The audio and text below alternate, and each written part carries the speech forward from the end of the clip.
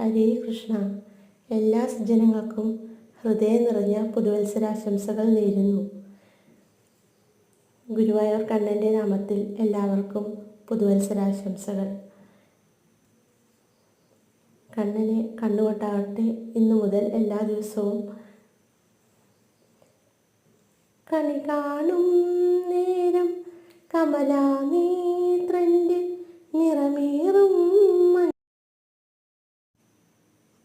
മഞ്ഞത്തുകി ചാർത്തി കനകക്കിങ്ങിണി വളകൾ മോതിരം അണിഞ്ഞു കാണേണം ഭഗവാനെ.